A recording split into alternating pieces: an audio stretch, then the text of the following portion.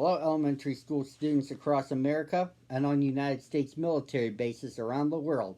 It's Tuesday of the final week of Michael T. Mondak Reads. I'm the eponymous Michael T. Mondak. Today I'm back with you once again, reading one picture book virtually to you, your parents, and your potential teachers for next school year. But before I can read a book to you, I must give you a preview as to what I'll be reading, or else you won't hear the story. Here it is for this Tuesday.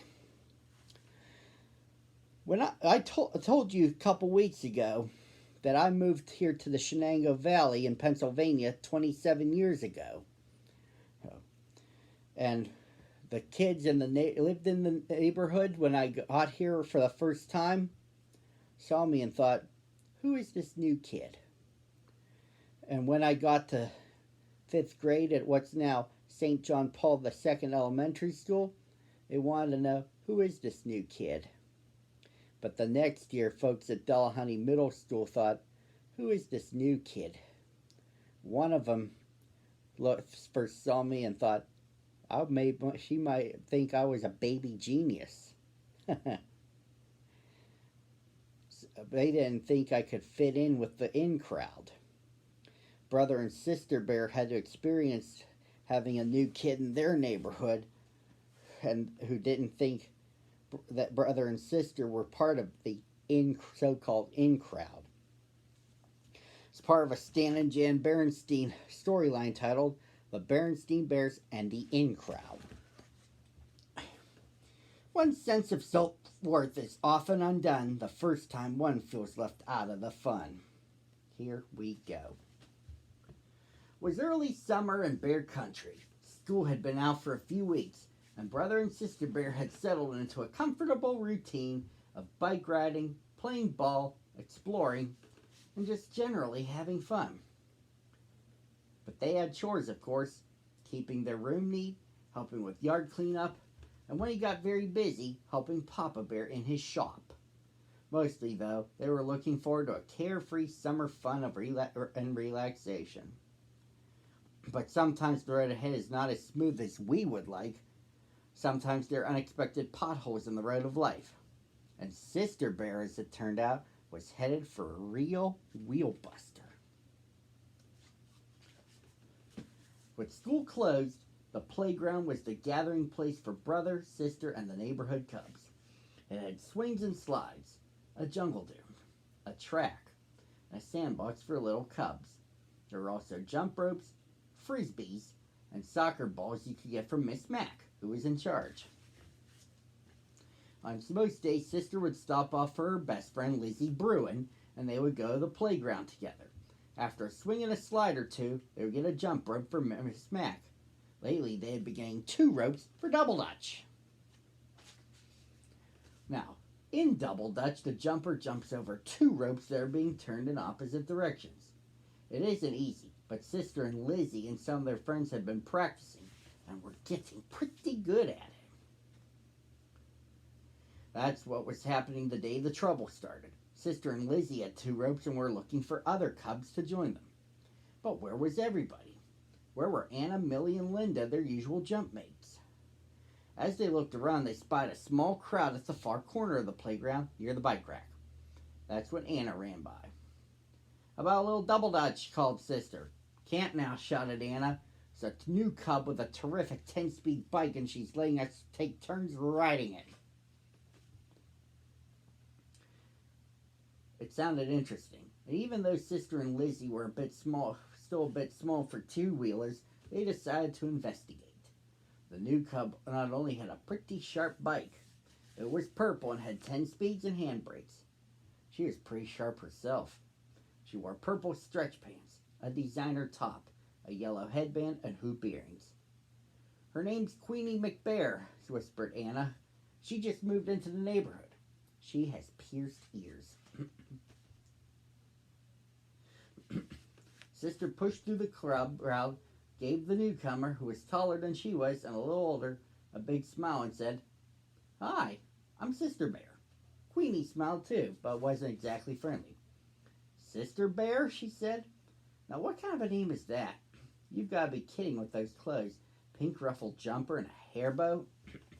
Well, said Sister, a little confused, it's my kind of name. And as for my clothes, why don't you and your little friend go and play in the sandbox, interrupting Queenie, not giving Sister a chance to finish. Then she got on her bike and shouted, "Come on, gang, let's go to the Dairy Bear for some soft ice cream. My treat." She zoomed down the road. Jumpmates Anna, Millie, and Linda looked a little embarrassed. The soft ice cream was soft ice cream, but so they got on their bikes with the rest and followed Queenie down the road. Now, Sister was very confused and upset, too. "I don't get it," said Lizzie. "All you did was say hi." "Say, I know what," she added, trying to cheer her up. "Miss Mac is organizing a double dutch tournament with prizes and everything. Come on, let's go sign up." Sister Bear didn't even answer. She was so upset that she just turned and went home. She was usually so cheerful after a session at the playground that it didn't take long to figure out that that something must have gone wrong. Papa and Brother Bear noticed too. After supper, the whole story of Queenie came out. Her bike, her sharp clothes, and how she'd made fun of Sister and then treated everybody to soft ice cream. Everybody except me and Lizzie," she said glumly. "What did she make fun of?" asked Mama. "My name, my clothes, my hair bow." "Me," said Sister. "Oh dear," said Mama. "That wasn't very nice. Not very nice at all. Maybe she was just trying to make an impression." "Well, she certainly made an impression on me," said Sister. "A bad impression." Of course, Mama had been a cub once, and she knew about in-crowds and cubs like Queenie who tried to build themselves up by putting other cubs down. But she also knew that it didn't do much good to stew about it. So she gave Sister a hug and said, "Don't fret, sweetie. I'm sure things will look a lot brighter in the morning." Things did look a lot brighter in the morning, and Sister Bear was once again her confident self. She decided that today she would ride her trike to the playground. The playground was just as much hers as Queenie's, and besides, she wanted to ask Miss Mac about that double dutch tournament. Sounded interesting. Maybe Queenie wouldn't even be there.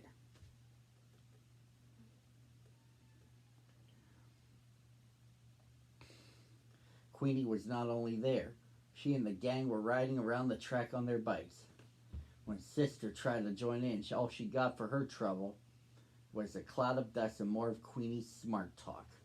"Well, if it isn't that little Miss Hairbow on her tricycle. Excuse our dust," she shouted as she whizzed past. Excuse her dust indeed, thought Sister. Getting an idea? I'll show that Queenie McBear. She pedaled home as fast as she could. She hoped Brother Bear wasn't out riding his big two-wheeler, because that was her idea. To borrow his bike, go back, and ride circles around that Queenie McBear. She managed to get on Brother's bike by standing on a step, and she almost got it going. But her legs were a little too short, and after a few wobbly circles, she crashed. Kerwomp. "Oh dear," said Mama, who had just returned from a quick shopping trip to the mall and was watching from one of the treehouse windows. She had a pretty good idea that Sister's attempt to ride the two-wheeler had something to do with Queenie and the in-crowd. "Guess you had another run-in with that new cub," she said as Sister came into the house. "Well, here's a little something to cheer you up." She reached into her shopping bag and took out some new clothes, some new and different clothes for Sister Bear. There were very sharp jeans, a green and white striped designer top, and a bright green headband. "For me?" said Sister. "Of course," said Mama. "Come on now, let's try them on. You know," she continued as she helped Sister out of her pink and ruffled jumper and polka dot blouse and into her new outfit, "maybe these new things will change your luck." "Maybe," agreed Sister. But then she asked, "Mama, why did Queenie pick on me like that?" "Well," said Mama thoughtfully, "sometimes there are cubs, even grown-ups, who behave that way. They show off for the crowd by picking on someone who has a certain kind of name or wears a certain kind of clothes. They try to build themselves up by putting others down. That's how in-crowds get started." But what about Anna, Millie, and Linda? Asked Sister. They've always been my friends. Why did they side with Queenie? Maybe because they thought were glad Queenie wasn't picking on them. And soft ice cream is soft ice cream. There, she said, removing Sister's pink hair bow and putting on her new headband. You're all set. Here, have a big look at yourself in the big mirror.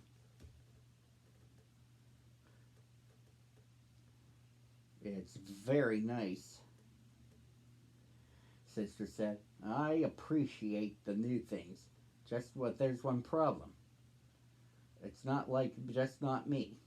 I like me, she said as she stepped down, and I wouldn't change me for a whole bunch of Queenie McBears. And she took off her new outfit and put her old one back on, hair bow and all. And she can keep her old in crowd. Excuse me, Mama, I have to make a phone call.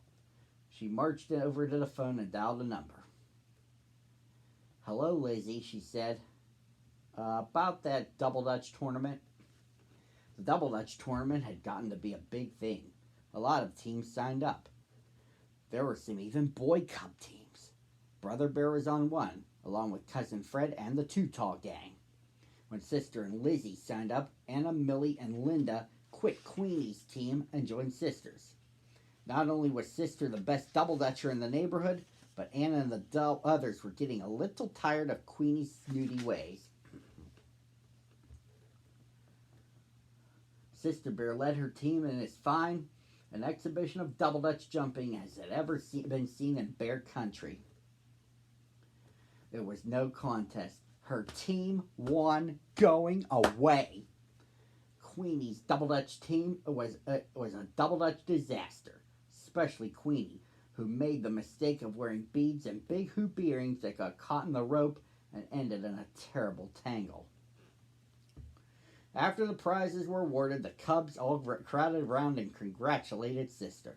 They wanted her to teach them some of her double dutch tricks. And as they lined up for lessons, Lizzie called out to Queenie, "How about you?" No thanks, said Queenie with a little grin. I've already learned my lesson. And that, boys and girls, concludes the story. This final week continues tomorrow. Same time, same channel. I'll be waiting for you.